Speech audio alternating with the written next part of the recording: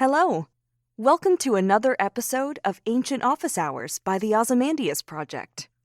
Trireme Transit is now boarding for all new and returning passengers. Now departing, present ponderings. Next stop is Ancient Office Hours at a library lost in the sands of time. Hey everyone, and welcome to episode 49 of Ancient Office Hours. This week, I spoke with the brilliant Dr. Amy Pistone, a professor of classics at Gonzaga University. Her specialties are Greek tragedy, as well as feminist theory and inclusive pedagogy.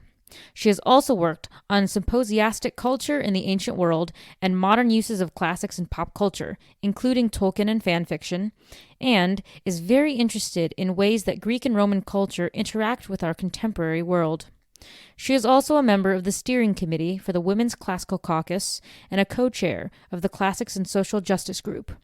We chatted about the advantages and disadvantages of heavily favoring one ancient culture, the opposition to scholars comparing the ancient and modern world, her love for ancient Greek tragedies, and why the Pax Americana is the new Ozymandias. I hope you enjoy this episode, and if you like what you hear, please give us a 5-star rating and review us on Apple or Spotify. You can also subscribe to our Patreon, as this will allow us to reach more people and make more exciting ancient world content. Enjoy! Thank you so much for joining me this morning for you, evening for me. What is time anymore? I don't have any concept of time. Nobody knows. Nobody knows anymore. But I do want to just kick us off and ask you, how did you get into classics? That is a meandering question, or a meandering answer at least. I actually started off in undergrad as an engineering major, and I was taking Greek mythology as a breadth requirement and just fell in love. And it was so much more fun. Like I was just so much more taken by the stuff we were reading, and asked the TA for my class, like, if I wanted to study more of this, what do I do? And so that was really my kind of gateway into classics. And then he said, if I wanted to go to grad school, I needed to learn Greek. And I was like, we really just jumped a couple steps from, I would like to take another classics class to, well, if you want to go to grad school. But no, it was just not something I knew that you could major in or like pursue as a career path growing up. I'd really enjoyed, we read some classical stuff in high school English. And I enjoyed it, but it just wasn't something that I knew. We didn't have Latin at my high school. And so it was not something I knew was kind of an option, but sort of stumbled my way into classics. And I have just loved it ever since, but it was really just a fortunate accident.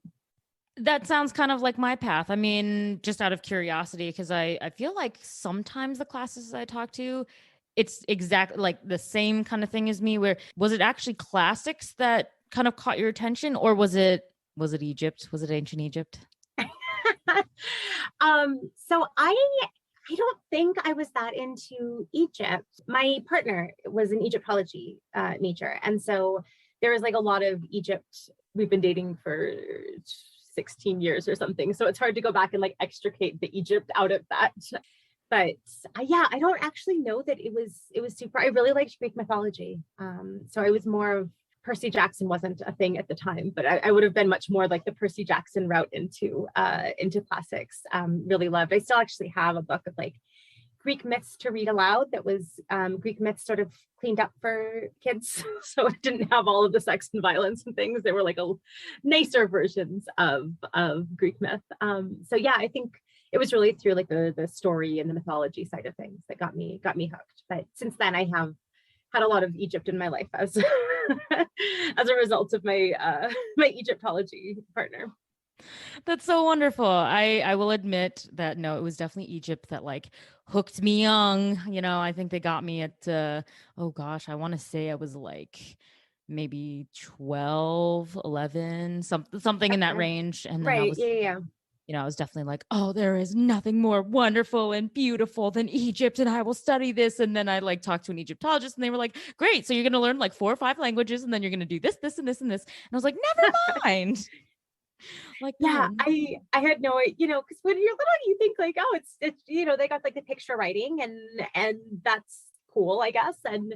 But yeah, the number of different, having been exposed to, like, you got Middle Egyptian, you got Hieratic, and you got Demotic, and our COVID summer project was that we well, he relearned Coptic, and I learned Coptic as part of, so that was turned out to be super cool because I learned a lot more about like Egyptian language stuff. And my students are always super, whenever Egypt comes up, and I'm like, well, let me tell you things that I learned. Okay, so let's talk about the language. It's a whole different system. It's not, you know, in the Indo-European, it's not like Greek or any of our like, you know, Romance languages. It's a whole separate thing. And my students are just super into it all the time. So it ended up being, but yeah, everyone else was making sourdough starters and I was learning Coptic. No, I think that's I love that stuff. I mean, you know, when I talk to friends now all over the world, I'm like, so what were you doing during COVID? Like, what was your big project? Were you one of those like COVID bakers or the COVID TikTokers, you know?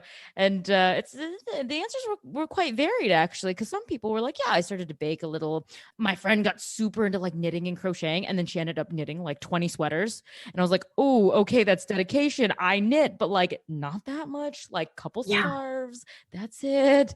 I was like, no, I just spent my lockdown just, you know, reading classics books after classics book after classics book, and then started a podcast because, you know, that's what one does after you read a bunch of books.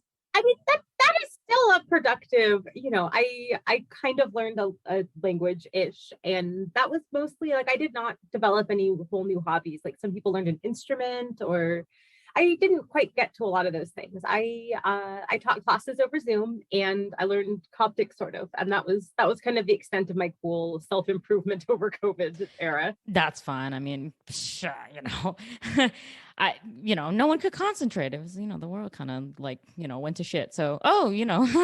Yeah, I did watch a lot of trash TV. In my defense, I was all up on, you know, I watched the Bulls documentary. I watched Tiger King. I had my finger on the pulse of dumb TV that everyone was watching. See, I didn't even do that when I watched TV. I was like, I'm just going to watch some House Hunters International because since I can't travel the world, I will travel the world through these people. Live vicariously. Mm-hmm. Exactly. Yeah. So that was kind of like a fun COVID activity. But anyway, yeah, no, getting back to classics, I guess. I do love these tangents, but getting back to a little more classically themed things. So obviously mythology is super, super powerful, and that's generally how most people get into it. That was definitely how I got into it. But, you know, was it all facets of, you know, classical mythology, or did you find yourself leaning more toward like Greek mythology or Roman mythology? Or I was very Greek. I was very much a Greek kind of person, and some classicists are a lot more well-rounded than I am. And my undergrad, like every time, once I'd met the things you had to do for like the Greek and the Roman side of things, when I had a choice, I almost always went with more Greek stuff. So I am one of those very lopsided classicists. I am now supplementing but I mean, even through grad school, I definitely leaned towards more Greek stuff. And so, you know, my breadth of examples and things when I teach a class that covers like both Greek and Roman time periods, I do start to get a little out of my depth when I'm like, as long as there are not too many follow-up questions, I can teach this material. But I had so many homework assignments where like students would ask me questions. I'm like, oh, I don't know. I haven't spent that much time thinking about like Ovid's Tristia. So I'm going to go look that up and I will get an answer to you because I don't know. So yeah, as soon as we get out of like after around, you know, the Alexander the Great-ish time, and, you know, we move into Roman period, I start to get a little bit fuzzier with, you know, the just not on as firm of ground because I didn't spend as much time on those things in undergrad and grad school. So I have been learning a lot of things because my students have lots of really good and difficult questions. But yeah, I was very much on the Greek side. I started with the Greek language before learning Latin, and, you know, Greek tragedy has always been the thing that was kind of nearest and dearest to my heart. Yeah, for sure. I mean, I definitely, I would say I did the same thing. I didn't actually, to this day, I still don't really like studying the Romans like at all. So, you know, when someone was like, let's talk about Rome, I'm like, can we not? Can we talk about something else? Like, you know, so it's quite funny that I have a classics podcast, and then I do have people asking or wanting to know about Rome, and I'm like, that's not what I do. Rome, okay, sure, yeah.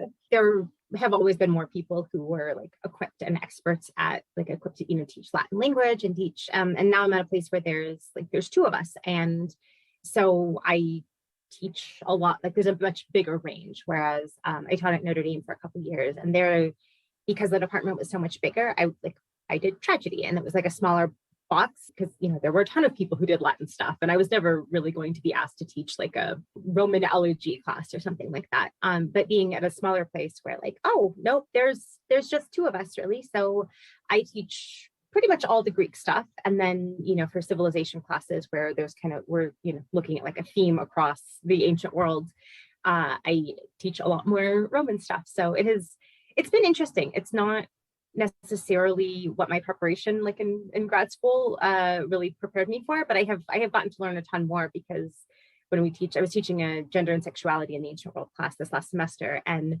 we gotta move into periods that are not Greece at some point, and so it was a good chance to tap a lot of friends who I was like, hey, you know lots of things about this time period and this topic, would you like to come help teach my class for this day? But it's also, it's a cool opportunity to really broaden the amount of things that I know about.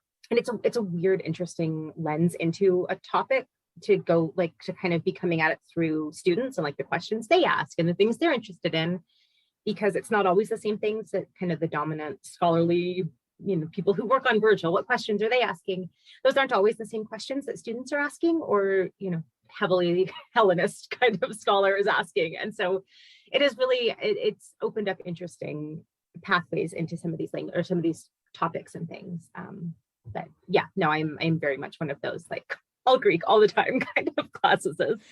I don't blame you, and I think there's nothing wrong with it. But actually now I am a bit curious, do you think it's a bit of a disservice that if people go through like at least an undergrad program, and at least at Mizzou, they would let me basically just do all the Greek stuff? I think I took maybe 1 or 2 Roman courses, and I still graduate with a degree in ostensibly classics. But when people hear that like I don't actually know about Rome like a lot, when they're like, well, what do you know about it? I'm like, well, I took 2 classes, and then they go, really? You're a classics major? So like, is it kind of a disservice, do you think, that we allow people to kind of pick so early? Like, I understand at the grad level you have to pick because you can't, there's so much that you should probably pick which way you want to go, and that's fine at the grad level. But I sometimes I kind of think maybe it would be better to make sure people are a little more balanced,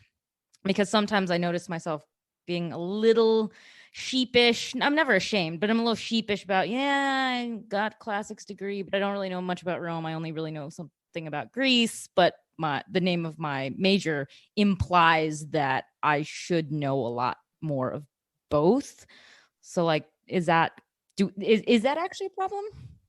I think part of it depends what you think what's the goal, like what the end of a classics major is, like what's the purpose of it. And to my mind, I think there's a value to having some kind of breadth of knowledge, right? But I think letting people letting people make what they want of a degree is, so a lot of programs, we're in the process of rethinking our curriculum. So I've been looking at a lot of other programs and seeing how they do things. And some have a certain required, like you need to take one like Roman history, one here, one, you need to be at least a certain level of breadth. I think there is some value in letting people make what they want of the degree. And so I know a lot of programs are accepting more, like we're very like electives, bring them on in. You got something in history or religious studies or whatever, if there's someone who is engaging with the classical world, because I think the direction of the field is heading much more in opening up our view. So, it used to be very like, well, you got your Greek side and your Roman side, and thinking more about Greece and Rome as part of like the ancient Mediterranean world, looking at other languages, looking, Egyptology, Near Eastern studies, people who work on Judaism, people who work on thinking about like what the ancient world looks like more broadly conceived. And so I think having that kind of flexibility is great, because someone who really wants to work on, Mesopotamian civilization is going to be able to make more, because especially a lot of places don't have a major of Near Eastern studies. Berkeley did, but not a lot of places do. And so letting it be something that has a home in classics or ancient Mediterranean, whatever we kind of want to rebrand the field as, but the fact that it can be like, I want to work on the interactions between Greece and Egypt and the Near East is part of classics, in the same way that like I want to think about how like Rome and North Africa and, out like the Roman provinces. I think those are all parts of classics, and beyond having just like a basic familiarity with the time and the place involved, I kind of like that it is something you can't know all of it. And so it's something that lets people find the home that they are most interested in.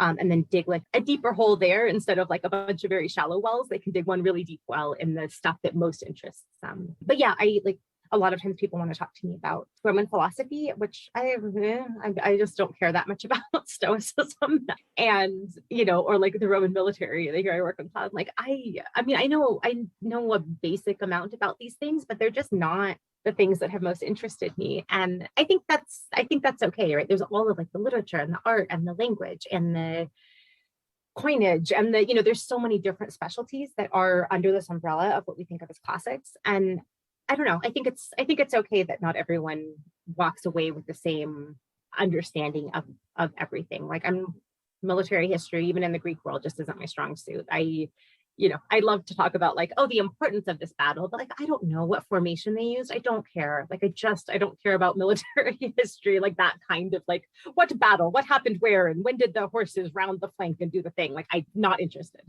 I guess that is a very meandering answer too, but I think it's okay. I think there is some value to everyone taking a couple basic, like a whirlwind history survey course or a lit survey course where like, you learn the major genres, who these big names are. You learn basically like what were the major conflicts in ancient Mediterranean history. But beyond that, I like the flexibility that it has, that you can really think about like comparative mythology if you want to look at like, I don't know, Near Eastern versions of these goddesses and how that compares to, you can look at like Isis and Ishtar and Aphrodite and look at that kind of parallels, or you can look at what kind of formation Alexander used at the battle, the thing, those are both parts of the same field, but there is a lot of different options there and paths people can take. Yeah, I would agree. And I love what you said about sort of part of opening up the field is allowing people to choose, hey, if you want to just like really do all your stuff in like just the Greeks or whatever, we can. And, I do talk quite often about how, I'd love to broaden, because right now when we do think of classics, unfortunately, it's Greece and Rome. It's not North Africa. It's not Egypt. It's not Mesopotamia. It's not, ancient, whatever. There's so many different civilizations. It's not just Greece and Rome. And I hate how it's this binary idea. So kind of with opening up the field and letting other people take other classes, I would have appreciated so much, more Egyptology. I wish there was an Assyriology class that I could have taken. I feel sad when I'm like, no, we had nothing. But I know in classics, we kind of go back and forth, right? Where people argue like ad nauseum over what do we do about the language requirement? Because for some people, that's quite an impediment. And for some people, it's not. And I understand both sides of that, because I had a weird situation when I was an undergrad and I had some health issues. And so it kind of screwed with my graduation timeline. And what I ended up doing was I took one semester of ancient Greek, but then because I wasn't going to graduate on time and I wasn't going to do a bunch of blah, blah, blah, and I wanted to study abroad, which was going to mess me up further, my advisor ended up being like, well, you took AP French in high school. If you want, you can transfer those credits over and then not take any more languages to graduate, and you would have it satisfied. And I kind of went back and forth, and then I was like, no, I'll be a disappointment to classicists. You got to take the languages. And then I'm like, no, who says I have to take these languages? It's not, we're not all philologists. I'm like, yes, I'm going to transfer in my French if I don't have to do it, because those classes are like 6 credit hours and they really kill your GPA if you get a B. So where do you kind of stand on this in terms of opening up classics? Like, do we allow the languages to be optional for those who know they want to pursue it, they want to go on possibly, or they just want to take them? But for those of us who either they can't for whatever reason, or they don't want to, should we still allow them to get a classics degree? Yeah, so Berkeley had a classical languages major, which is what I ended up doing, and I had a classical civilization major. You could do the one that was much more language intensive, which is what I did. And the cost of that is I didn't get like some of the broader, I'm going to read lots of works by Aristotle and think about, like whatever those kind of broader things, because we were reading less, but in the original language and reading it closely and thinking about grammar. And that comes at a cost. There's only so many hours, and people need breath requirements and there's a million reasons why you can't have it both ways. And so for people who want to go on and do graduate school, for the most part, the expectation is that you can read these things in the original. And depending what kind of work you want to do, it's going to vary whether you need to have Greek and Latin or other languages, or, that's going to vary depending on like a complex style degree is going to have, maybe you just need Greek and not Latin, so anyway, there are a bunch of but the idea, I think for people who know they want to go on to do graduate work, the expectation is still very much like you need to be at least proficient in the languages, in part because the way that programs are set up, you do need to be able generally to teach the languages, as that's a part of how programs are set up, and that may change. I tend to think that for a lot of the things that we talk about as being the core of the humanities, languages are great and you learn a ton of interesting things, but do you need to learn Greek or Latin to do the humanities type project in the ancient world? Like, I don't think that you do. And I think if we want to think about like being able to think critically, being able to like think about empathy, imagine yourself in a different situation, if you want, being able to put together an argument, none of those require studying Greek or Latin. And I think there's a ton to be gained. And we do require one or the other language for people at Gonzaga. And I tend to think that there are a lot of different, like we act like languages are the thing, like the quintessential thing that classics is. And we don't act like material culture is. Material culture is super important to how we understand the ancient world. We don't require people to take a material culture class. We don't require people to take any other subspecialty. We don't give that pride of place. And like languages are the thing that you have to have, the sine qua non of classics. And I think, I don't know, I tend to not be on that side of things. Like I tend to think there are people who walked away from their undergrad with a much better understanding of social history.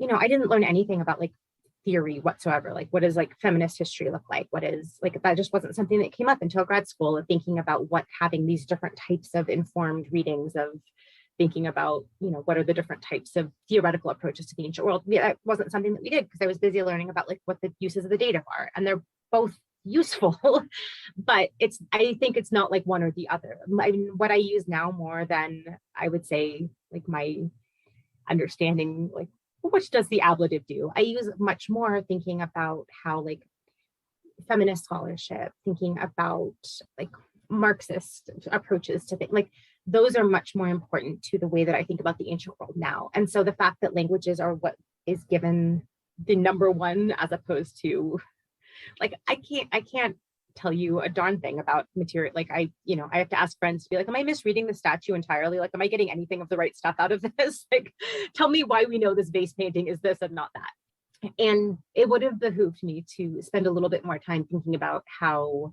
material culture informs our understanding of the ancient world than the exclusive focus on languages. I was encouraged, the language thing gets that like, oh yes, what a good classics major you are. You have spent a lot of time on languages.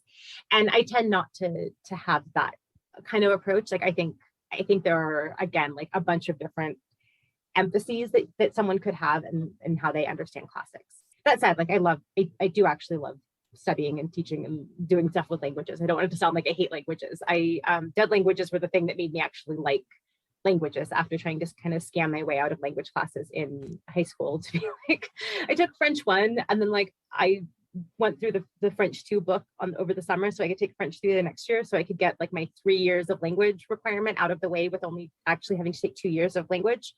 And I was like, good, I will never take another language again in the rest of my life. I've done it. I have scammed the system. 2 years of French and I'm done. And then ended up pursuing for the rest of my career and life. I have decided to do languages. So it's funny how those things happen. That's great. That's great. Oh man. Yeah, I had friends who definitely, they were like, languages is not easy for me. I don't like it. So how do I take, the least amount, but so I can pass? And so no, I totally, I get it. So I know a lot of people had very bad experiences with language teaching. Like I do very deeply believe that anyone can get okay at languages. Like the idea that like some people just can't do languages. Like I really kind of chafe at that idea, because I think that anyone can be perfectly passable. Like not everyone's going to be a great linguist or like a great philologist, but kind of anybody can be perfectly. And that's something that I've really tried to do a lot with my Greek classes. Like I know like ancient Greek sounds very daunting, but like anybody can do this if you want to. Like this is something that people can do, and we'll find a way for it to work for individual people. But I have never gotten so much pushback on like something I said online. Like I say tons of just dumb stuff on the internet all the time on Twitter, and I have never gotten so much like angry vitriol from as when I said that anybody can learn Greek. Like people came out of the woodwork, just like nameless kind of troll accounts being like, only the top 1 to 3% of people can learn Greek, like based on IQs. Like, okay, for like, we're not even getting into the problems with IQ as a metric, but 1 to 3, like that's such an oddly specific number that you just pulled out of like the number of people who were like, no, Greek is something like Greek is a language, and our brains are very good at learning languages. They're patterns, and anyone can learn Greek. The fact that people have hinged this kind of like specialness to like someone who can learn Greek is extra special and smart in a way that is different than any other kind of intelligence is so weird and toxic to me. So anyway, sorry, that was but I mean, I have never seen so many angry people come after something I have said on Twitter as when I said like anybody can learn Greek. Like if you want to put in the time, like it's not beyond anyone. It's interesting how people feel really passionate when I'm going to argue that most of the people who were coming out of the woodwork, they probably don't know Greek. Like I'm sure a fair bit maybe had taken something, but not every single troll. But I mean, it's almost, I find it interesting because it's like, I know the languages sort of play a gatekeeping role, a huge one. Yeah. And it's interesting how I've seen people who've never really taken a language are really invested in maintaining that sort of gatekeepery status. And I'm just I think a lot of people are really, like the idea of gates being kept, I think is like important to a certain type of person who like, no, we have to have like, there need to be standards and rigor out there, and we need to maintain these like, and no, I'm with you. I think it's weird. Yeah, although it's funny because on the I feel like on the academic side, the people who are interested in keeping that gate up are those who like went through all these years of language, and then because I've heard people tell me things like, well, no, I mean, you need the languages. We can't just make them optional. We can't make it easier for you. You need to pay your dues. You need to work hard. I mean, no, if I went through it, you can get through it, chin up. And I'm like, but that's so toxic. Just because you can get through it, I don't know. Could I get through it? Maybe. It's such a survivorship bias kind of thing. Like the people who thrived under a system, like are the ones who like it worked for them and they made it through and they did well. And so then they go on to like become the next generation of professors who think that this system is fine because it worked for them. And it's this like self-perpetuating thing, but like we have no idea how many people with brilliant insights into these texts and into understanding ancient societies, like how many people did we lose along the way because this wasn't a system that worked for everybody. And I think there's I see this all over the place of people who go through something that's shitty, like any kind of like a school that was bad or whatever it is. Like there's the type of person who is like, well, I paid my dues. Everyone else needs to do this. Like I'm going to pay it forward because like a hazing kind of mentality. And there's the people who get through the system and are like, no one else should go through this. It sucked. And I'm going to make sure that no one else has to persevere through that. And like, I just think that's such a different, I mean, you see the tangent, but people with student loan debt, there's like a huge discourse around like, I worked hard to pay. Great. Like, should everyone else have to go? Like, it sucked. I'm sorry that you had to do that. Should you then make everyone else continue to go through it? Or should you try to make sure that we dismantle a system that really sucks? And I think the same thing happens with how we train classicists. It worked for some people. And the fact that a lot of those people are in positions where they get to make decisions about what disciplines and what prerequisites and programs look like means that they have no real incentive to change that unless people alert them to like, here are all of the ways that this isn't like this system is not working for everyone. And we're losing people along the way that could be making really wonderful contributions. But the way that it has always been constituted as a field is kicking people out, and it's keeping people out of that gate. And maybe we could like open the gate or like remove the gate. There are ways to make the gate not be such a problem. Definitely. And so I don't know. I kind of stay on the periphery because I don't want to wade too much into the languages also. I mean, it did its sort of gatekeepery job, I suppose, because I didn't, just say, all right, I'm going to graduate like 3 years late, 2 years late, and just do them and then go on to grad school. No, I kind of was like, all right, I'll take my AP French and get out of here. But I know I agree though, because I'm just thinking it's been a really interesting experience, I would say, because when I first got out of undergrad, I think I had a more sort of traditional classics mindset in that, I was like, okay, after you do this, okay, maybe you should go into grad school if you intend to pursue classics, or yeah, you can do things that are inspired by the ancient world, but that's kind of firmly in its alt-ac reception-y way. And I was like, that's separate, it's fine.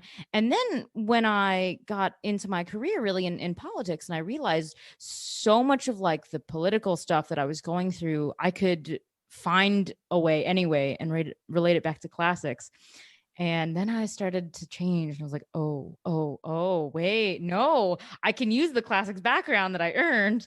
And this actually is helping me in my like everyday job. And then I realized that more after coming to Athens and doing my modern like political science program. Classics would like come back with a force and like things that I suppose some classicists would think about, but only in the ancient context. They've come back with a force, a passion. And I didn't even think about as like, I didn't think it was a form of reception really, just because it didn't occur to me. And I would say just like for context, I just got through this wonderful class on migration and asylum in Southeastern Europe. And one of our units was talking about like Turkey's response to the 2015 so-called refugee crisis. And I remember my professor was telling us there were 2 operations in Greece going on, and one of them was Xenios Zeus. And I was like, that sounds like really familiar. I think I remember. Tell me more. And, and then she went into, I mean, she's a modern political science professor, and she was going into the history of guest friendship. And I was like, am I in a classics course suddenly? Like, did I just like go into a whole different universe of programs? Like why are we talking about guest friendship and hospitality? And she's like, because all these modern policies are based on this ancient concept. She's like, why do you think Turkey had so many problems with the refugee crisis? Did you look at their policy? And I was like, no, but I will now. So I wrote a paper on it and I was like, oh my God, it's so true. Part of why Turkey's policy was so shitty and it was like doing its thing is because it's based on ancient concepts. So I was like, where was this? Why are we not teaching about migration in classics programs? I'm sorry. Like, that's the basis for modern foreign policy. You think that these things are not connected? I beg to differ. So it's classics comes back in so many different ways outside of the traditional context. So I'm so over the gatekeeping thing because I'm just like, it's all gonna come back somehow, some way, right? Well, and there's so many, like, I know it's changing a bit, but there's so many people like in the discipline of like professional classicists who have this idea that reception work is not real classics. And, I think some of it comes from sort of a snooty, like looking at like classics and pop culture, like pop culture is low culture and classics is high culture. Like there's a lot of class and whatever going into that. But, I think those are the places that are most interesting. So the class I mentioned earlier, I was teaching, it was sex and gender. And we talked a lot about ancient, like the use of the ancient world in thinking about modern, like gender identities and sexualities. And I mean, a lot of my students were just like, I had no idea, like that, they had to do like a little mini research project and present it to a public facing audience. And people were talking about, like one of my students who is a Spanish major. And I was like, there's this production that I'm obsessed with that happened. It's by an Argentinian author. And I was like, it was kind of commenting on, reflecting on the dirty wars in Argentina. And she's like, oh, I know all about the dirty wars. I was like, okay, like you'd be a great person to talk about this. And it was so cool because like she did this presentation on how the play Antigone was used as kind of a protest piece to talk about like the disappeared people during this like military dictatorship. But I mean, like the responses that both her classmates and her did, like the reflections to this were like, I had no idea that these things were still so relevant. And, I mean, people thinking about like just different, I mean, a ton of like, I have a lot of queer students who weren't classics majors who were like, I never like understood why people say like Sapphic, like what that means. And like now, like we read Sappho and we talked about the history of who Sappho is and the debates about like who she is and what she was talking about. And I think those moments of seeing how the modern world is, especially like modern kind of like Western or, European and US. But I mean, I say this with heavy ironic quotes, but like thanks to colonialism, I mean, European cultural artifacts got exported everywhere. And so like you have these things that are like very potent symbols, and which doesn't mean they don't come with baggage, but like they're very potent symbols of how we think about identity and history. And yeah, like when we anchor something in history, like our shared identity is we welcome strangers, we welcome guests, we take care of them.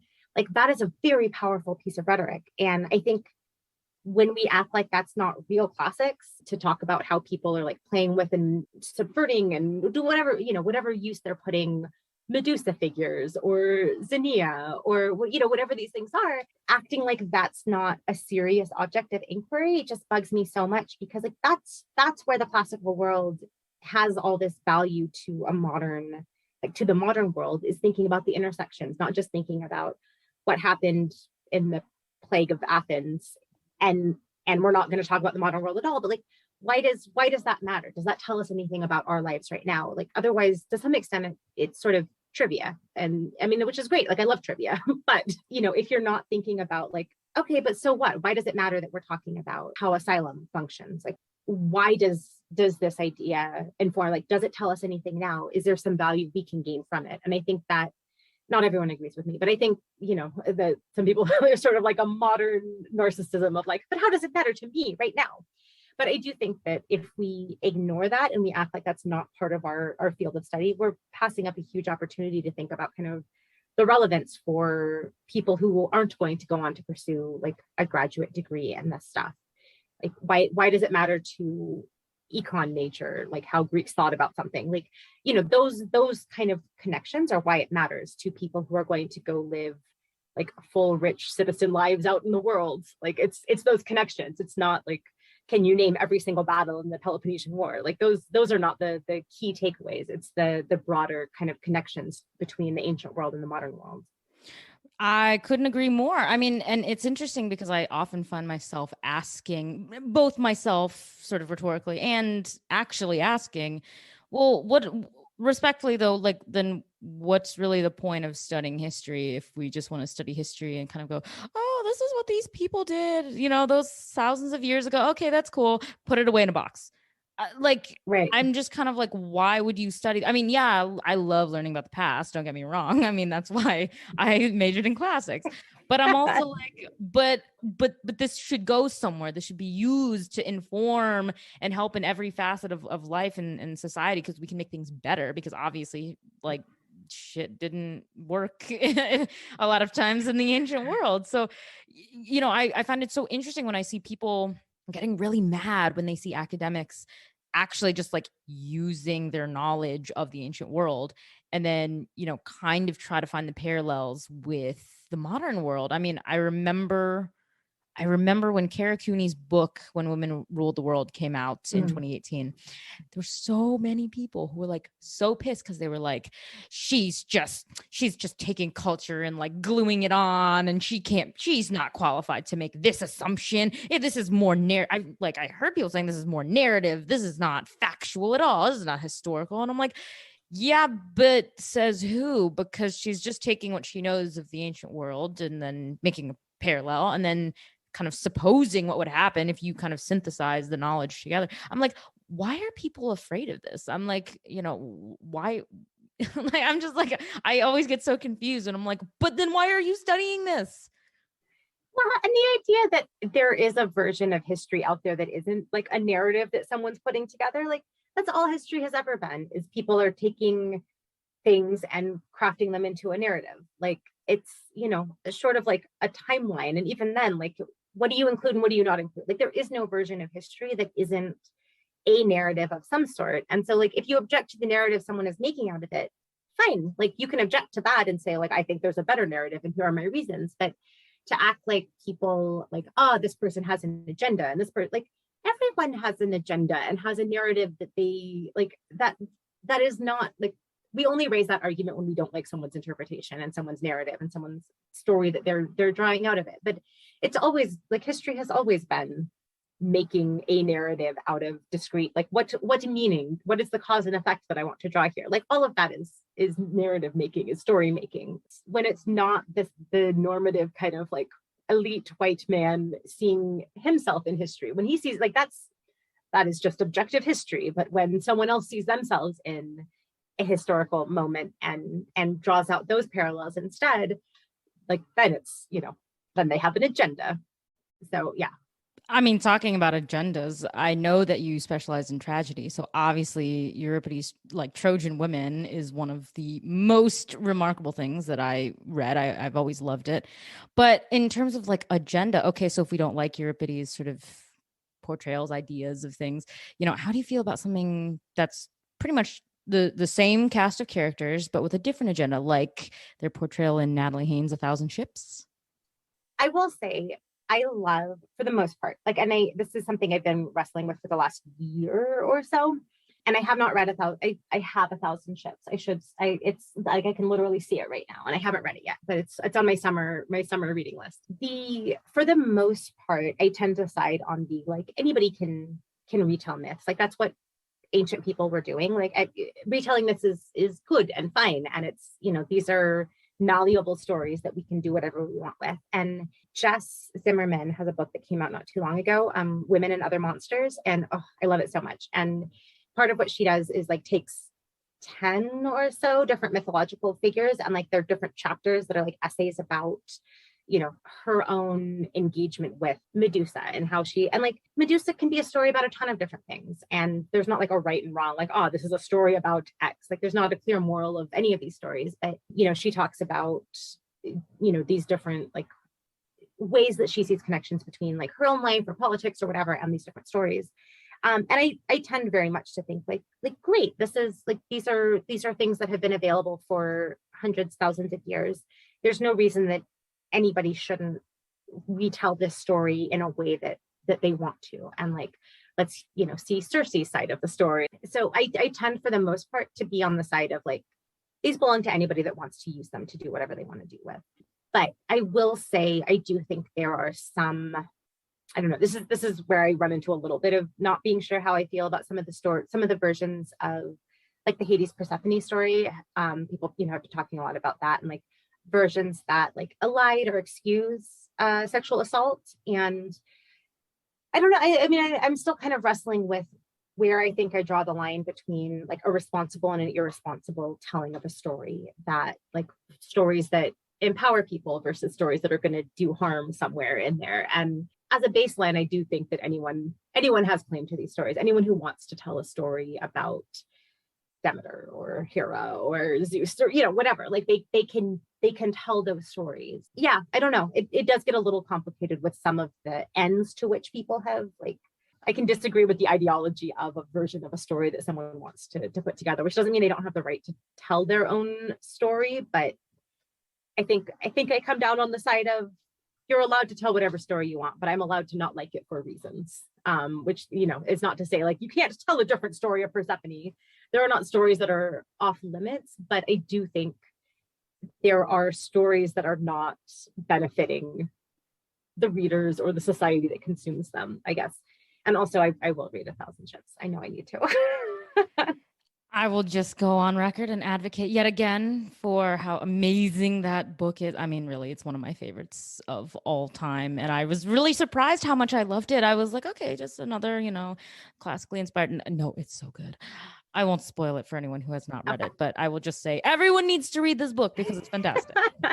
I will follow up once I have read it. Like I said, I was having a bit of kind of decompressing after the semester, and now I'm getting, I'm easing into like research reading, but I've also been kind of burning through some fun reading books. And that is very much on my fun reading book list. Well, fun reading is great on planes.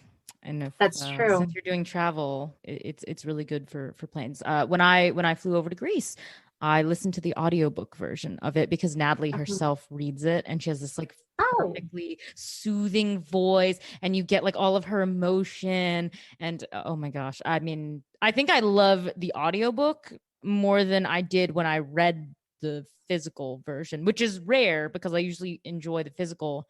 But there was something about like hearing Natalie read it, and I was like, oh, that's what she meant. Oh, I read this completely wrong in my head. Like, oh, I was like getting the emotion messed up. Oh, that's what it was great. I think there is something nice about, getting like the emphasis and the inflection and stuff that the author was like had in mind when they were writing things. Yeah, I do have the paper copy, so I will probably at least start with the hard copy. But I love the Circe audiobook, which is not narrated by Madeline Miller, but I thought it was just really well read. I listened to it when I was driving. I was moving out because I know I was going to be teaching it the first semester that I was here, and so I was moving across the country. And as I was like driving across states, I was listening to Circe, and I thought the narrator for that was just really lovely. It was a nice, and a nice thing to keep me company, as like Montana is a huge state. There was a lot of Montana, and it was really nice to have something fun to keep me company on that ride. Oh, I'm so excited. Because I just got the audiobook of Circe, and I was like, I'm really looking forward to it because everyone was like, oh, not only will you love the story, but you'll love the narrator. And I was like, yeah, I know. I was like, I'm so excited. I have to just finish the other audiobook that I started, which is I still have like 11 hours in that to go. And I'm like, maybe I could just skip. And I'm like, no, the completionist in me is like, no, finish the book, Lexie. Just finish the book, and then you get to start the next one. I'm like, okay, fine, I'll do it. Yeah, I have such a hard time walking away from like once it started. I'm like, no, I have to finish it. I have to. It's a problem, but right? Then we can compare notes after we've each, after you've read Circe and I've read 1,000 Ships, we can compare notes. Great, look at that. We'll have to do a follow-up show. Like, okay, so what did you think? Book club follow-up, yeah. Book club. I'm so here for that. Yes, 100%. But in terms of also just like fabulous storytellers, I mean. So what was it about tragedy specifically that you loved? Because I did have an affinity for the tragedies. I was swayed. I like to say that I was courted quite heavily by the comedians, but there's something so special about tragedy. So what was it about tragedy for you that you were like, no, this is what I'm doing? So I will say like the first text that really like grabbed me about classics was Medea. And we were discussing it in class, and it was something where someone in my discussion section, I don't remember exactly how he phrased it, but I remember like clearly it was coming from the back of the classroom. Somebody had like, it was some version of like, it's just something very like dismissive and misogynistic. And I was coming off of a breakup and I was in no mood. And like, just remember like whipping around and just being so fired up about like, excuse me, let me explain. There were a lot of things. Jason's a douchebag. Like that moment has sort of stayed with me just because there was not something. So like I started off in engineering, then I was like, maybe I want to be history. Then like, no, I science. So like it was physics. I did not graduate on time. It was a long meandering path, but the amount of sort of like passion that I had about that discussion was something that kind of stayed with me. And a friend of mine had told me, because I was like, I couldn't figure out what I wanted to major in. And he was like, if you find something where the homework doesn't feel like a chore, like that's the dream. Like you find something where you like really enjoy the work that you have to do for the class. It doesn't feel like work. And classics did that. I think the thing about tragedies is that it's a situation where like there isn't a good answer. And I think that like everyone is sort of has a point in some ways, or like most people have a point in some ways. And it's this unsolvable problem, like that a good tragedy is set up in a way where like there isn't an answer.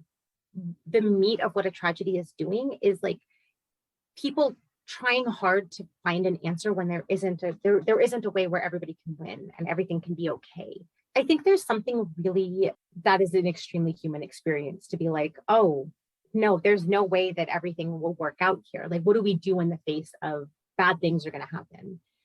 But also the fact that like they work really well for talking. I mean, I think that's part of the timelessness of these tragedies is that most of them, it's a very understandable conflict so if you think about something like, I don't know, like Oedipus, right? Like he doesn't do anything. I mean, I guess he shouldn't have been mad. Like there was a little road rage moment there, but for the most part, like all of the steps he takes are so understandable, right? Like they're what anyone would do in that situation. Like he's trying to do his best and he's just walking like step by step into disaster. And he's not, at no moment are you really like within the play, at least at no moment do you think that he makes like a clearly wrong, you can understand where he's coming from at every step along the way. Or like Antigone, right? Like you have, I mean, Antigone's not wrong. Like it sucks to leave your brother unburied. Like that's messed up. But also Creon's not entirely wrong in that, like, I mean, how many more people need to suffer? You just had a massive, effectively like a civil war. And I don't know, is it fair? Like maybe this ruling family who has done so much harm to the city of Thebes, like all the normal people are suffering. Maybe Antigone, like maybe the family of Oedipus just needs to take an L here. And like, sorry, I guess your brother isn't going to get buried. But if that allows the city to have some semblance of like closure and moving on, and we're not going to have more problems, how much does a city need to suffer for one messed up family? Like, and I think that tension of, I know this thing is right and I want to do what's right. Like, yeah, but sometimes your role of being someone who lives in a community and someone who lives in society means that you can't do the thing that you really think is right. Like maybe everyone else's well-being needs to take precedence over that. And so like, I think those kind of unsolvable conflicts, like Antigone and Creon can't both get their way and they both kind of have points. And what do you do with that?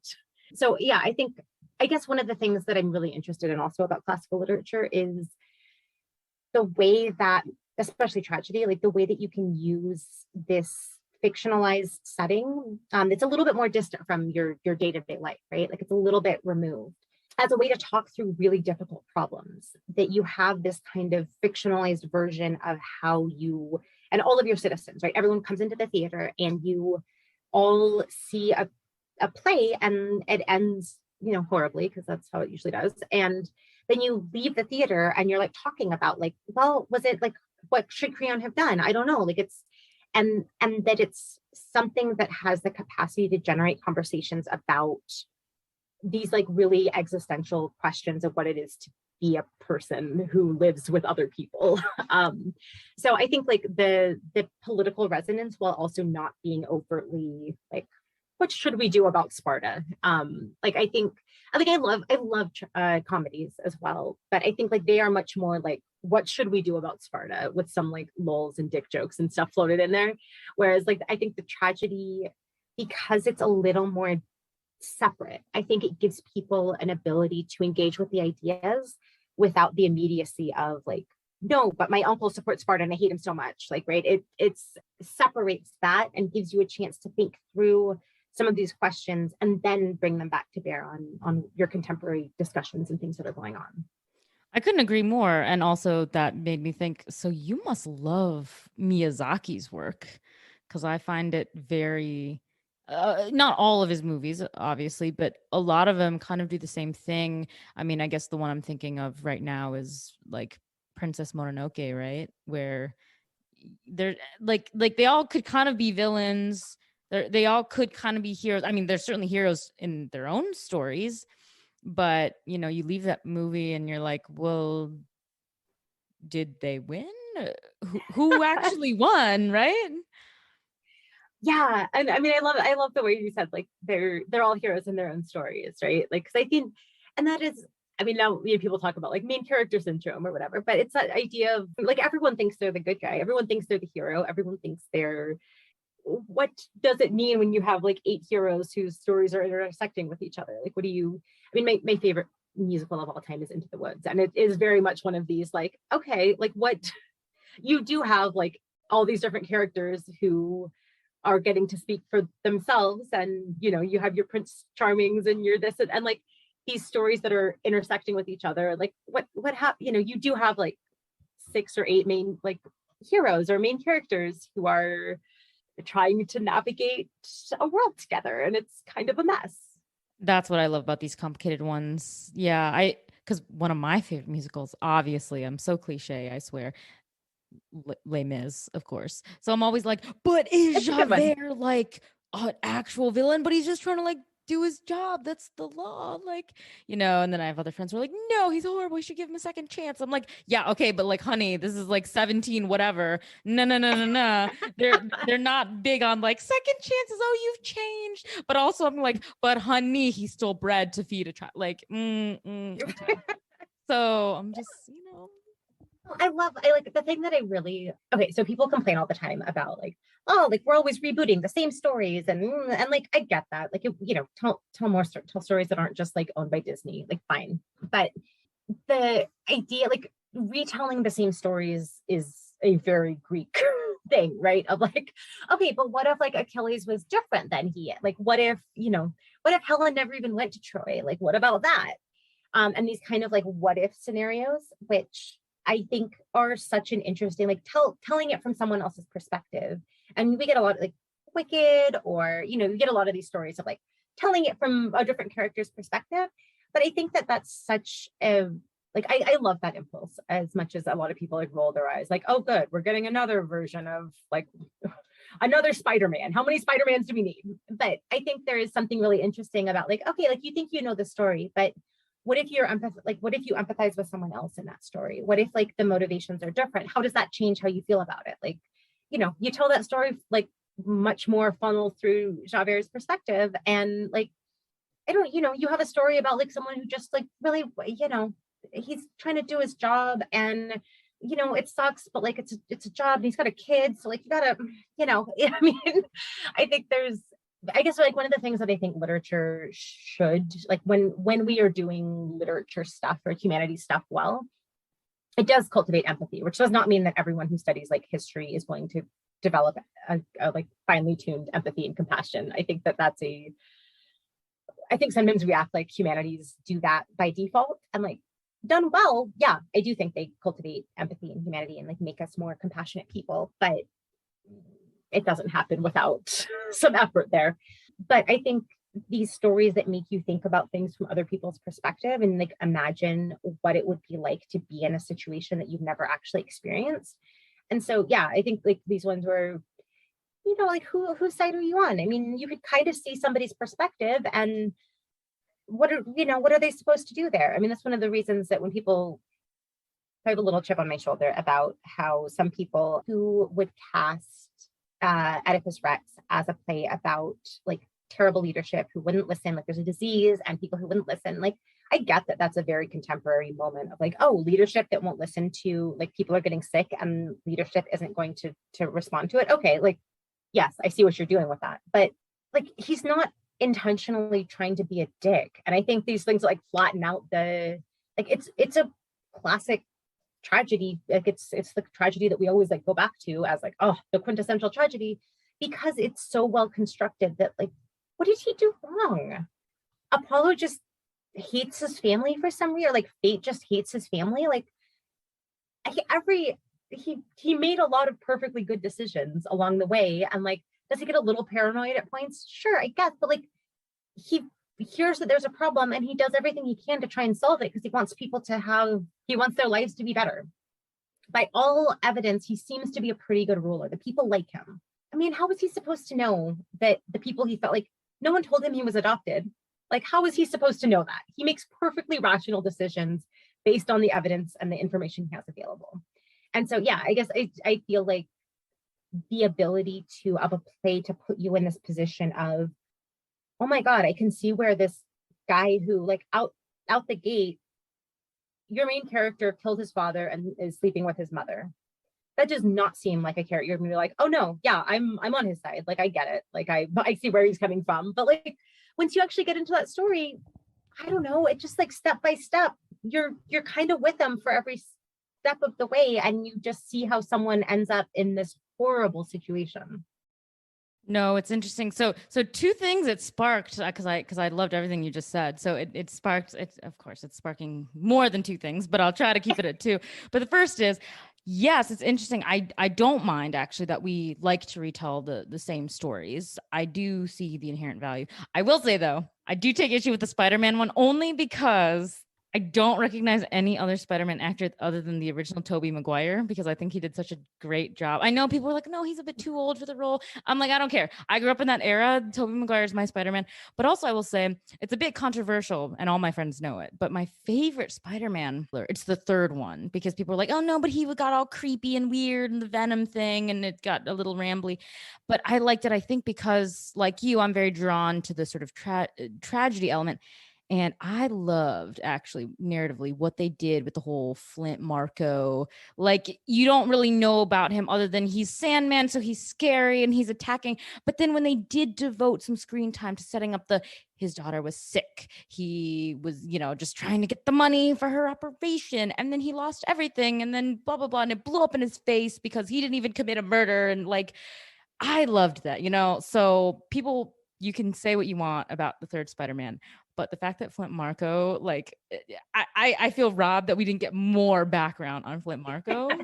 So I did really enjoy that the most recent, the No Way Home, like brought all of them together. Like I really did enjoy like seeing I was like, oh my God, I totally forgot about that thing that happened there. And like, oh man, like I really enjoy that type of, like, I know some people don't always like I don't know, sort of like the breaking the fourth wall, or like, the Deadpool, like being super like meta aware of the, those kinds of things. I get that that's not for everybody, but I did really enjoy. It felt very like, yeah, you got like, you got to see Tobey Maguire again, and they were all like teaming up, and I was like, oh, this is delightful. We have 3 Spider-Men, and it felt like the same impulse of the Into the Spider-Verse, the animated one, where like we're thinking about all of the different, because for years I had this little handout of when I would talk about Greek mythology, because people always were like, what's the real version? I'm like, that's not the right question that we ask about mythology, because like there isn't canon in the way that we think about like, what is the actual origin story for this person. And I had this little handout with like all the different people who played Batman in my lifetime. And like, they're all Batman, and there's certain things that have to be the same. Like you can't tell a Batman story where there's not like a bat connection and his parents die. Like that's kind of a through line. But beyond that, you can play with all the details. It can campy, it can be, dark and darker. And, there's lots of, but there are some through lines. And like that had always been my way that I framed how mythology works. But I love the idea that now we've got a movie that has all the Spider-Men. Like you got Spider-Ham, and you got, Spider-Man, you got this, you got that, and like putting all of them in something together. Like, yeah, they're all Spider-Men. It's fine. They can all coexist. Like one doesn't have to be right to the exclusion of others. So I really enjoyed that version. But yeah, I'm very okay with, again, I like all of the superhero stuff, because I think it does a lot of what I like about Greek mythology, that we're exploring these different issues. I don't always love the ideology, like what I think kind of the dominant message that a movie is trying to convey. I don't always like those, but I'm very okay with like, sure, why not? We gonna do it. We'll do a what if, we'll do, all of these different iterations of like the massive Disney world of, you've got your Star Wars, and you got, all of these different things that are universes that are going. Like I can disagree with the execution, but I am very okay with the idea of retelling basically same or similar stories. I'm fine with it. I get why people get annoyed of it, but I mean, I don't know, man.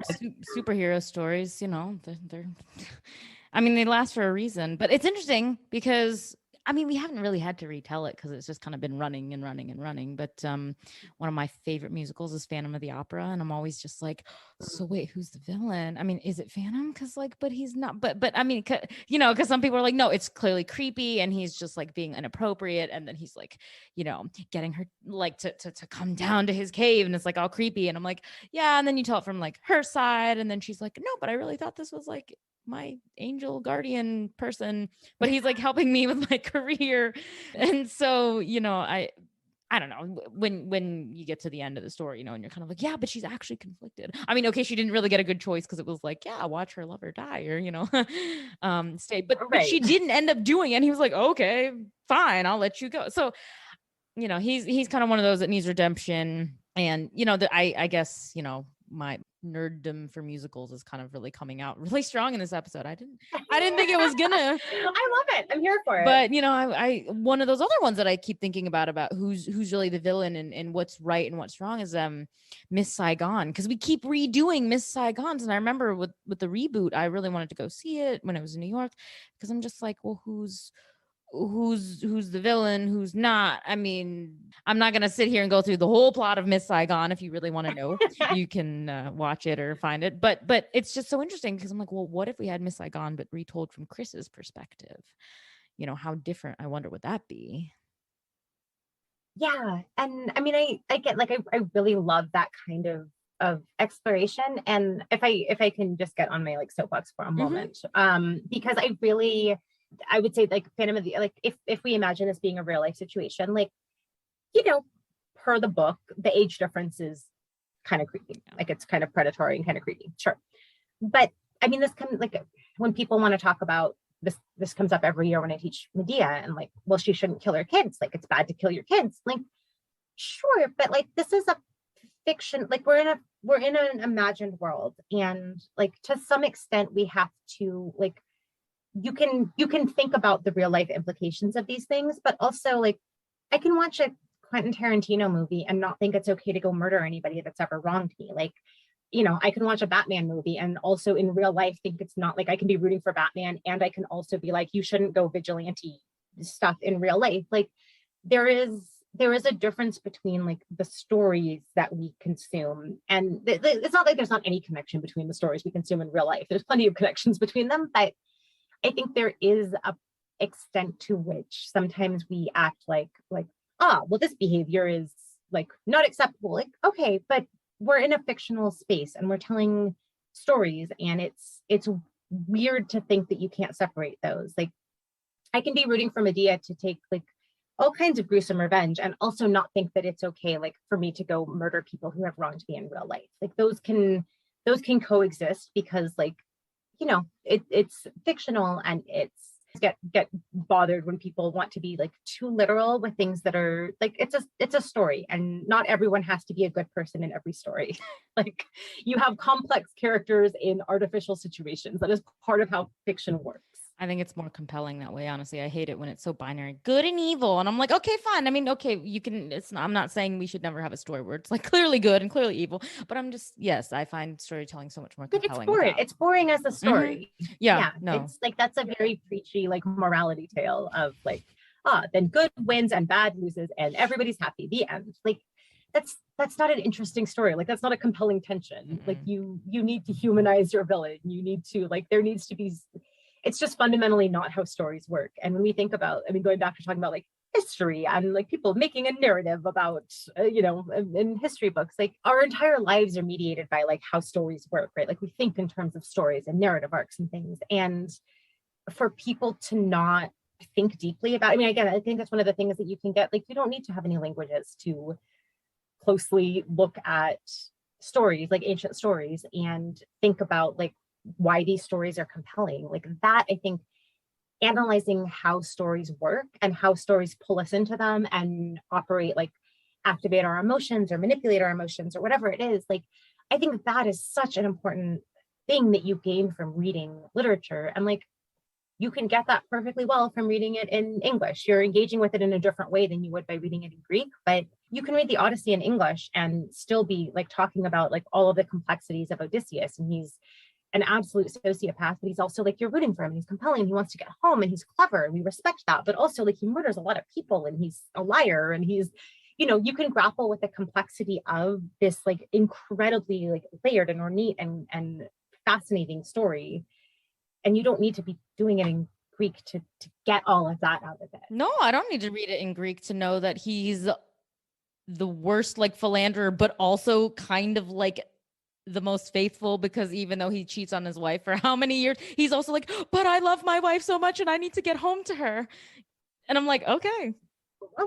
And I mean, he does choose his wife over immortality. Like, that's not nothing. Like, they, I don't know. Like, I mean, that's the thing. Like, it's not a clear good and bad. Like, you root for him while also being like, no, but in some ways, like, you're really a monster. And that's one of the things I love about the Odyssey, that it's so complex. Like that is an interesting story. And the ways that when you start like untangling it, you start to see all of these other details and like, wait, but I thought this, but now I'm thinking maybe this, because when I think about like, what if he's lying about that thing? And like, there's always more layers that you can kind of peel away in the Odyssey. And I mean, that's thinking, I mean, you could spend years trying to like thinking about all of the different elements of the Odyssey and like how we engage with it. And what does it say about us that we, over the years, I have like very much like had a different relationship to like how I read Odysseus, depending on who I am at that point in my life. Like, do I see myself as like a lone hero having adventures? Do I see myself as someone who just like really wants to get home, who wants to have some stability, do I see myself as Penelope? Do I see myself as Nausicaa? Do I see myself like, you know, where you recognize yourself in a story, I think changes over the years based on like what things resonate with you the most at that time. And so, but anyway, yeah, I think like when we don't think about how stories work and we're just like, oh, well, our hero is bad, so this story is a bad story. Like that is absolutely like a simplistic way to think about things that are so much more complex than that.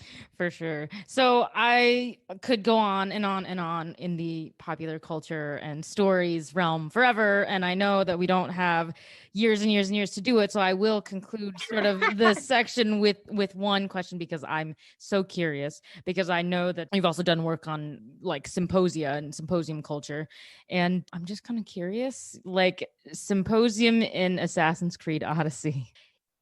Long been interested in the, you can go back to like narrative potential of things, like games that are sort of on rails, right? Like Diablo, like you do the things and you do this and you do this and you do this and you do this. Whereas like games that are more kind of like sandbox open, where like there isn't a clear, or like, you know, something in like the D&D model of storytelling where like you get to make decisions and the story is going to look different. Like that's in terms of the relationship between like author and consumer. I think video, like we have the technology to make really interesting, like choose your own adventure, but way cooler than the, you know, the choose your own adventure books where you have like 4 choices. And I find that to be really interesting. These games where it's not like, here are the steps you have to go through and you don't have a ton of options, but the games that give you like a more open-ended way of experiencing the story. So a question that legitimately the answer was, I haven't played it. Sorry, I don't know. I'll get back to you. But the idea that like, does what the author intended matter, right? Like, I mean, do they want it to look like a Greek tragedy? I don't like, does it matter what they wanted? If you like this version better, if you make the choices that take you in a different way, like, does it matter what the game makers like wanted? I don't know. I mean, I feel like in a lot of instances, like literary analysis, we've gotten away from like, what did Sophocles intend? I don't know, like what is in the text? Like let's work from what's in the text. It doesn't matter what like Sophocles thought or meant or whatever, like he's real dead.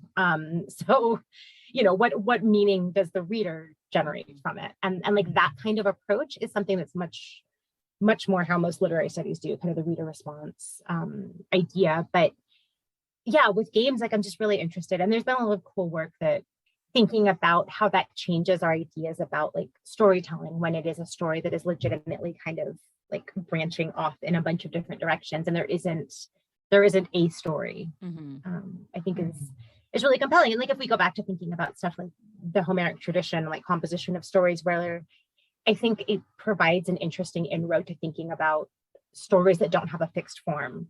Because like that's, you know, people fight like, was there a Homer? Was there one Homer? Were there a bunch of people that made the idea of a Homer? Like was Homer the friends we made along the way? Like what is a Homer? I think this idea of a story that doesn't have a fixed form is really fascinating. So anyway, I will report back once I have played Assassin's Creed. Please do. I mean, I will tell you from talking to several friends who've worked on that game, their intent was really kind of behind the marketing push of choose your own Odyssey. We want you to make it what you want it to be. So when you're playing, if you were curious, their intent is they want you to just make all the decisions and get the result you want to hear. So definitely we'll check back with you for that. But to conclude the sort of interview portion of the podcast, I have 3 final questions for you.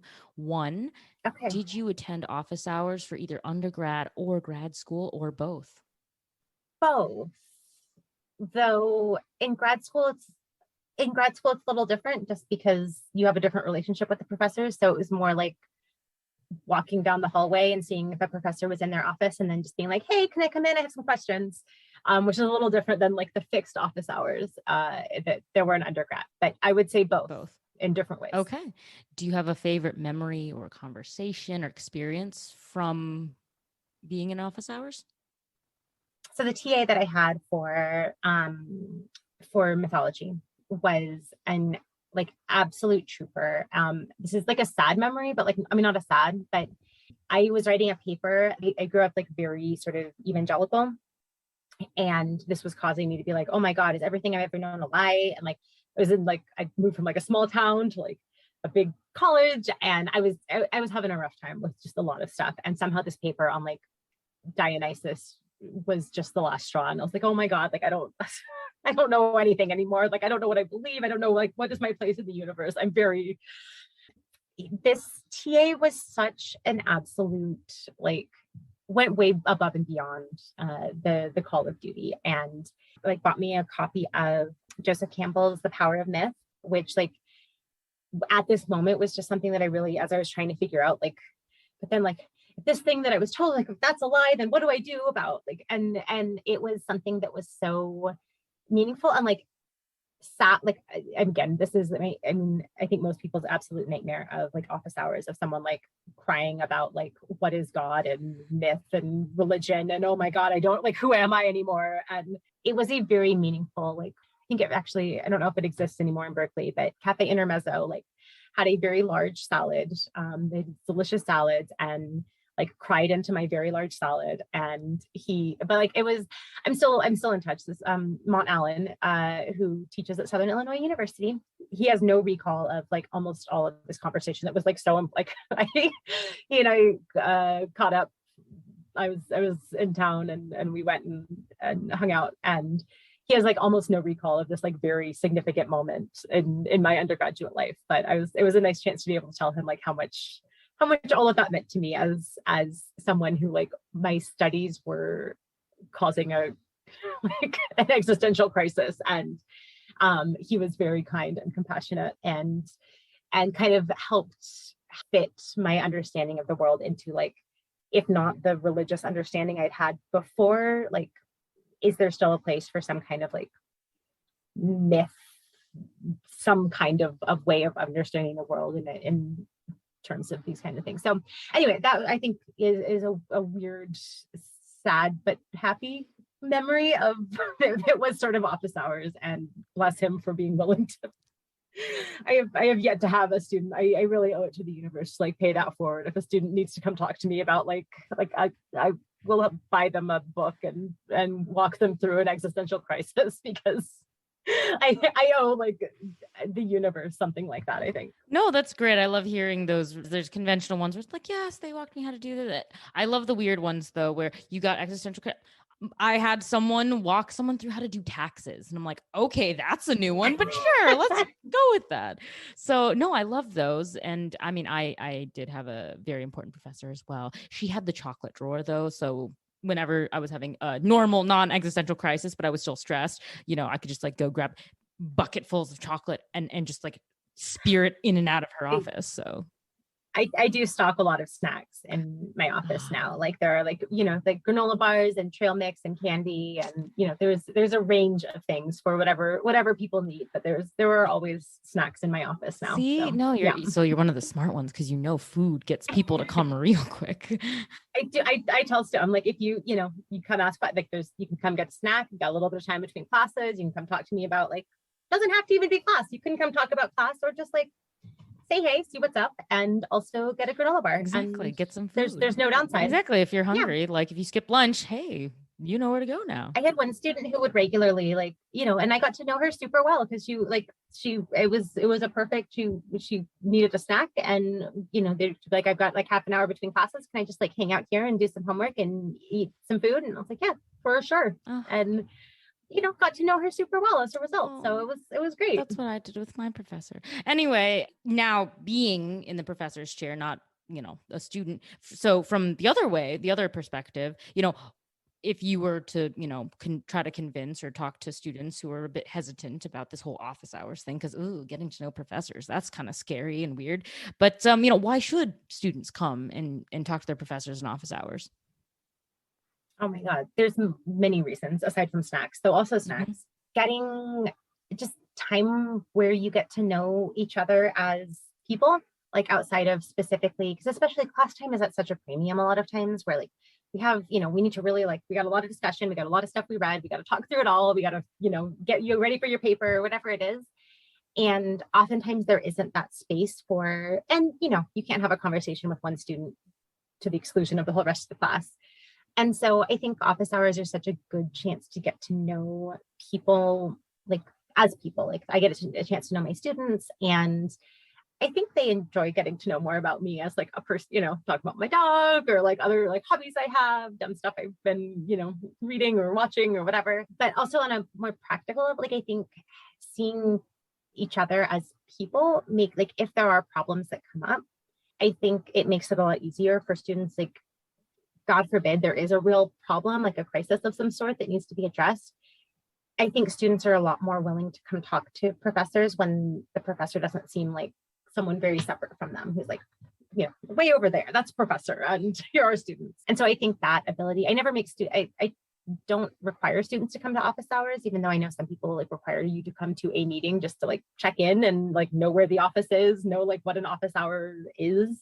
But, and down the road when, if students need a letter of recommendation or anything like that, or I don't know, just interest they have that a professor might have, oh, that would be actually a really great project to do for this class because I know that you're interested in music. Here's a way that you could do a music tie-in for this kind of class thing. Or I think just having that network, that academic community, there's a ton of upsides to it. But it does also make it a lot easier just from a purely practical perspective to, if a student needs a letter of recommendation, if I actually know something about them besides well, their work's good and they're punctual and they talk in class sometimes, but being able to say I know they're really passionate about this particular topic. And, I think this internship will be really helpful for X, Y, and Z reasons, or they'll bring a lot to it because I know all of these things about them as a more fully rounded person, I think is something that's also really valuable. That's a great answer. There's many more, I think, as we both know, but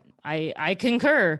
The last thing I ask all guests to do on my podcast is is ask if they will read Percy Shelley's Ozymandias poem. Just after reading this poem, if you would be able to just, say a couple words and, do you like this poem? If you do, why do you like it? What lessons may it offer us? Why do people seem to, I don't know why people seem to, love this poem. People ask me why it's my favorite, and I say, I don't really know other than I like it. There's something about it I love. So I'd love to hear what you think of this poem. Yes, I actually talked to my partner for an hour about this poem this morning. I was I did some prep work. I was okay, I have to talk about this poem. I just want to, I want to see what you see in it. And I came very prepared to talk about this poem. I will try and keep it to a few bullet points of the most interesting things I took away from our conversation. But yeah, we talked for an hour about this poem. Okay. I met a traveler from an antique land who said, two vast and trunkless legs of stone stand in the desert. Near them, on the sand, half sunk a shattered visage lies, whose frown and wrinkled lip and sneer of cold command tell that its sculptor well those passions read, which yet survive, stamped on these lifeless things, the hand that mocked them and the heart that fed. And on the pedestal these words appear, my name is Ozymandias, king of kings. Look on my works, ye mighty, and despair. Nothing beside remains. Round the decay of that colossal wreck, boundless and bare, the lone and level sands stretch far away. Okay, so first of all, I do like this poem. I think the line that always gets when people think about this poem, it's the look on my works, ye mighty, and despair, which is the first thing that came to mind when I was thinking about it. And, I think most people think of this as a poem that's about everything passes and, it's all temporary and whatever. The part that upon rereading it, I had kind of not remembered all of the other things that are in this poem. And so a couple weird things that jumped out to me were it's filtered, it feels very Plato-ish in that we have an unnecessary framing device. And I think a lot about Plato's Symposium and how it's recounting things as direct, like as like a direct speech of who, like, what did this person say at this party? But then it keeps putting layers of distance in there that, like, well, somebody told this other person that's years later and this and that, and these like layers of narrative distance. And I think I'm sort of first struck by the fact that it's like a traveler from an antique land, which is almost feels like it's trying to give this like appearance of legitimacy or authority or credibility. And I don't know, I'm not convinced that this conversation happened in any meaningful way, right? I mean, it feels like potentially fully a construct of the poet, but I think that kind of highlights how many layers we are from Ozymandias and, you know, Ramses or whatever. And like this guy that we're like pretty sure was a great king, but mostly because he has said he is, and can we trust that? And we're looking at an inscription that somebody else put on a statue that somebody else made about this guy, and the statue is falling apart, and we're getting it from someone who saw it. And it feels like such an interesting, like, I don't know, metaphor for how history works. Like, you know, we're dealing with incomplete evidence, and we're not sure how much we can trust. Like, can we get back to an antiquity? Can we get back to these things, or are we working with kind of fragments and incomplete evidence? And I think this poem does such an interesting job of, like, the more you look closely at it, like the sculptor Well Those Passions Red. I don't know, did he, like, we don't know what is this an accurate sculpt? Was the sculptor any good? And you know, you have these kind of, there's just so many places in this poem that once I started looking closely at it and discussing it, can we trust this picture? Can we trust, like, do we know that this is anything like Ozymandias? What were the works? We don't know. We just know that they're gone, which is, if we think about something like Sappho, I'm working on a paper on Sappho. We know that they existed, but we don't know what they are. And we know they were important, but we don't know any of the specifics. And so it just feels like such a interesting thing to juxtapose with how we study antiquity, that, like, we are making meaning from these things. We are looking at the wrinkled lip, the sneer, like, we're looking at this face and being like, oh yes, it's, you know, and importing all this meaning to something that wasn't necessarily like intended or wasn't necessarily there, but it's the meaning that we're making from it, which, like, also feels like a lot of how we think about, like, reception of classical antiquity. So anyway, I had a really super fun time. I think, like, you know, whose hands are they? Who's, you know, doing, we just like really dug into all kinds of different potential readings. It was really fun to go back and reread this poem, and I do like it. And yeah, I don't necessarily have real answers for, like, many of the things that my partner and I were debating this morning, but it was really fun to get to go back and reread this poem. I'm glad. I hope that,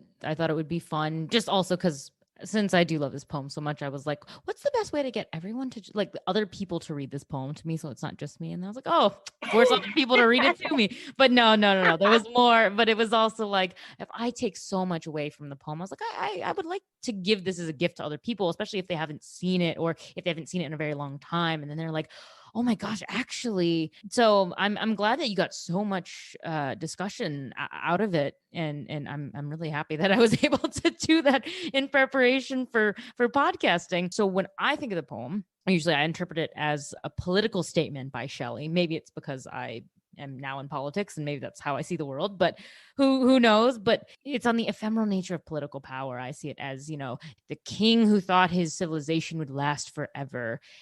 It's gone, you know, and we wouldn't know about it except for, it's because people went looking. The archaeologists went looking. We wouldn't know who he was as a dude, except for, you know, the work of the artisan who created the statue. And it's really like, he thought he was so great, but you can't, to me, it's this reminder that, like, you can't do anything alone. I alone can fix it. No, you can't. I alone can do it. No, you can't. Because once you're gone, then, well, good luck. So that's how I interpret it.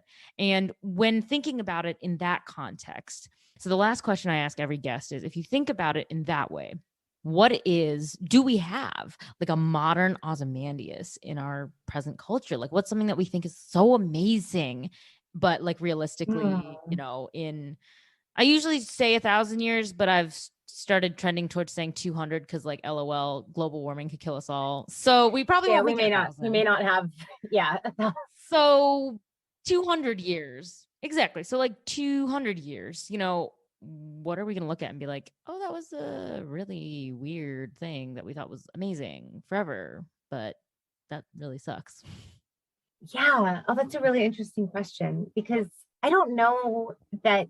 I think at the time, like, as you know, at the time that Ozymandias was living and doing stuff, I don't think that people could have imagined that their entire civilization would be dead and buried and gone, right? Like, I think that's so outside of the framework, because like you think that you are like the world as you know it feels like the only way for it to be.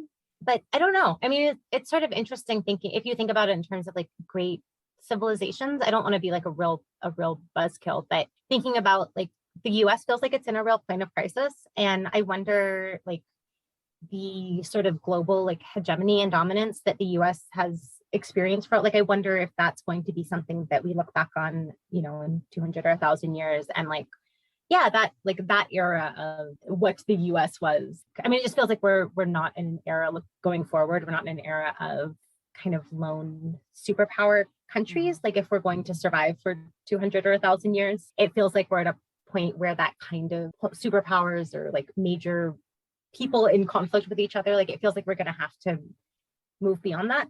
So I would say, like, yeah, not to be too like, well, the US empire, I think, is going to, but it does feel like the kind of way that the US has operated for the past, I don't know how, you know, and like, we're such a young country. If you get like the era of the US compared to like how long some of these dynasties and the kind of preeminence of Egypt and pharaohs and things, like, I don't know. I think that we will probably look back on this particular form of what the US looks like, and it might be some trunkless legs and things of like, hopefully replaced by something much better, and not just by like sand for as far as the eye can see.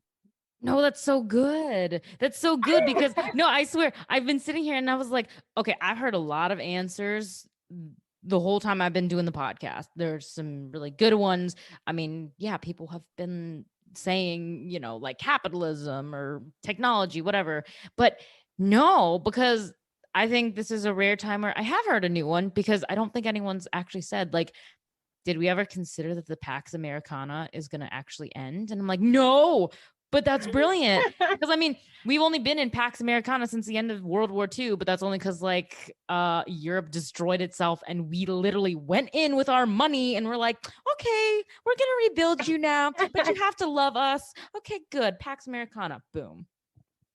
Yeah, it'll be interesting to see, you know, we won't be here to see it, but in 200 years, what the world looks like, because I think it's going to have to be fundamentally, climate change is such an issue that isn't a like a lone wolf can go it alone and have their, like, that's just not the model that is going to fix this. Like, this is a global problem. So yeah, I think the world order is going to look very different. And I think you're right. I mean, my professor's been saying it. My professor, who, I mean, granted, they're like Greeks, so they have a very Greek take. But yeah, no, my democratization professor was like, yeah, we've been living in a Pax Americana. He's like, yeah, that's changing. That's ending. Let's just throw that out now. And I was like, oh, okay, cool. I agree. But like, oh, okay. It's different to hear that. But yeah, that's what we're going with. Okay. Yeah. No, but I think it's a great answer. I would tend to agree with your professors. I think that's a good answer. I like it. Let's keep it. And so finally, where can people find you?